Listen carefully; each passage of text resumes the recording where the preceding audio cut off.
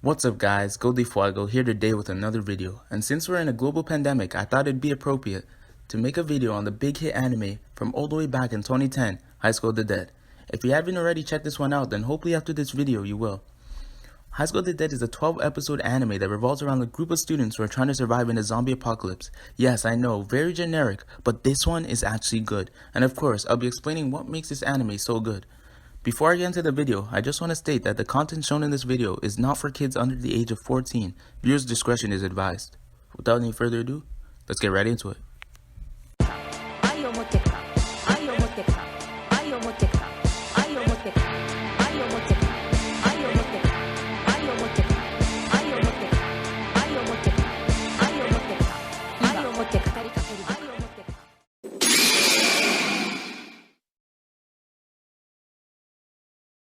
It all happened without warning.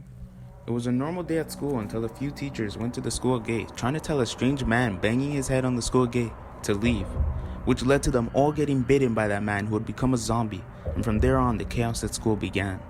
As these monsters terrorized the school, the protagonist Takashi is forced to kill his best friend who had become a zombie, vowing to protect Rei, the girl his friend couldn't. They barely escaped school, only to discover that the world had fallen into chaos. Takashi and his girl then band together with a group of students to find their family members and discover what started this overwhelming pandemic.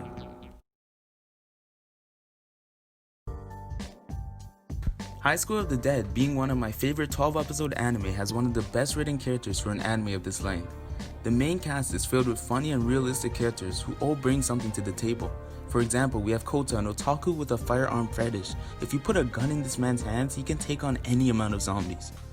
Then we have the swordsman, Psycho, the beautiful Kendo Club president, who is an absolute boss at Kendo. Give her a sword and she can take on anything. She is by far the best fighter on the team. Up next we got Saya, the daughter of an influential politician. A lot of times she can seem stuck up, but when push comes to shove, she's the brains behind the operation. Last but not least, we have Shizuka, their big-breasted school nurse. I mean, aside from that, she's just an idiot, but she's always there to help if anyone's injured. All in all, watching this team dynamic is probably the most enjoyable thing in this anime. We have romantic ships, lust-filled bath scenes. We'll get into that a little later. Great friendship and camaraderie. If there's one thing this show isn't lacking in, it's action. I mean, it's a zombie apocalypse anime. It's practically a prerequisite. From violent suicides to ramming trucks, nails, blades, bullets to zombies, this anime doesn't hold back in gruesomeness. We see students getting torn into pieces, friends betraying each other to save their own neck, people getting manipulated for the better survival of one. The list goes on. Before I get into the next part, if you're someone who holds me in high regards, I'll be acting the way I do for the next part solely for comedy purposes, nothing else. It's demon time. Now for the last but not least, we have the exquisite, let me say it again, exquisite fan service they provided for us.